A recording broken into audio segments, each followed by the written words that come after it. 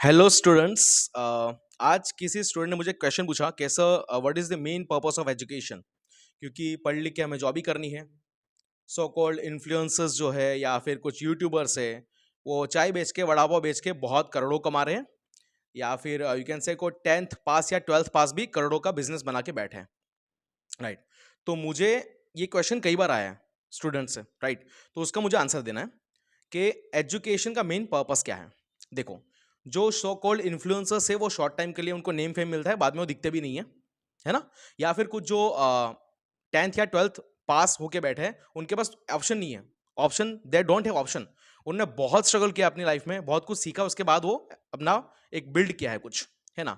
अब main topic पे आते हैं कि एजुकेशन का मेन पर्पस ये है कि जो भी सब्जेक्ट्स आपके सिलेबस में दिए गए हैं, right, according to the syllabus given by government, right, उसमें साइंस भी है, मैथ्स भी है, history, geography, language subjects, computer, AI, बहुत सारी चीजें, right.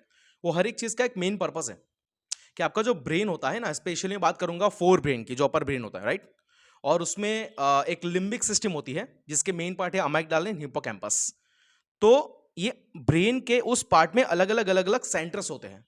Centre of memory, centre of learning, है ना, रिकॉग्निशन रिकॉग्निशन करने का सेंटर, या फिर cognitive centre, logical reasoning centre centre.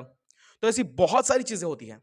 Science जब आप पढ़ते हो तो आपका डिसीजन मेकिंग पावर बढ़ता है, लॉजिकल रीजनिंग बढ़ता है, आपका मेमोरी एनहांस होता है लर्निंग करने से, राइट। एप्लीकेशन बेस्ड प्रॉब्लम को सॉल्व करने की एबिलिटी आपकी बढ़ती है।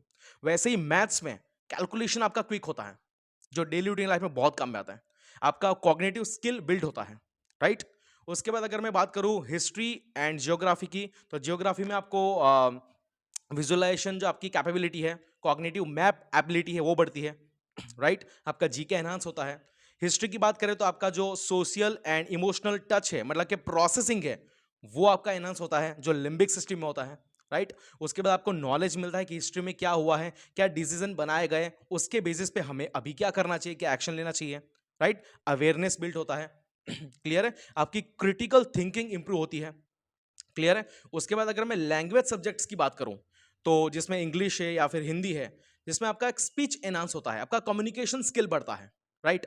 आपका you can say type of कुछ चीज को इंप्लीमेंट करने का, राइट, एक लाइक कोई भी आप चीज सोचो उसको कैसे बिल्ड करना है या कैसे उसको प्रमोट करना है, वो उसका आपका स्किल बढ़ता है उससे।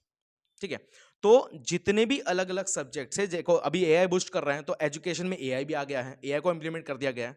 तो जितनी भी चीजें हैं ना, एज पर दी सिलेबस और particular subject given by government, वो हर एक चीज प्रॉपर रिसर्च करके बनाई गई है कि कौन सी पर्टिकुलर एज में कौन सा ब्रेन का सेंटर आपका एक्टिवेट हो या फिर प्रोसेस में रहे, ताकि आप आगे अच्छा कर पाओ। आगे अच्छा कर पाओ मीन्स इधर आप जॉब करो या फिर आप बिजनेस करो, आपके वो अगर particular parts of brain process कर रहे हैं, अच्छे से चल रहे हैं, तो आपको वहां पे बहुत अच्छी तरीके से सक्सेस मिलेगा और डेफिनेटली आप अच्छा करोगे कोई भी फील्ड में। सही है। तो ये मेन पर्पस है एजुकेशन का, जो मुझे लगता है। क्लियर है।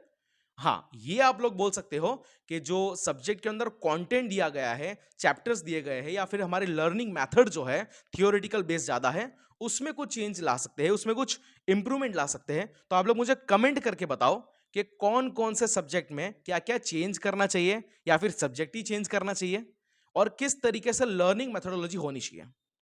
बराबर है। तो एजुकेशन बहुत ज्यादा जरूरी है।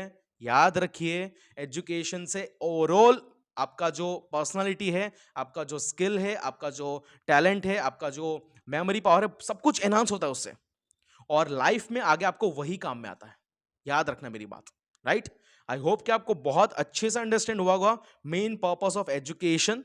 बट एजुकेशन कैसे करवाया जाए, कंटेंट क्या होना चाहिए, ये आपको ऑलरेडी पता है। तो आपको कमेंट करके ये बताना है। और हाँ, और एक चीज कि मैं बहुत ही जल्दी फिर से once again biology with SG channel पे आने वाला हूं, और बहुत सारी हम लोग बातें करने वाले हैं, बहुत सारी हम लोग चीजें समझने वाले हैं कि 10th के और 12th के बोर्ड के एग्जाम में आपको क्या क्या प्रिपरेशन करना है, राइट। या फिर यू कैन से कि आपका स्टडी प्लान क्या होना चाहिए, नीट में जेडब्ल्यू में क्या होना चाहिए, तो उस पर हम लोग बात करने वाले हैं, राइट, बहुत शॉर्ट टाइम में। तो बस be ready with that, and I hope कि आपको चीजें क्लियर हुई होगी। आपको related to education. Thank you.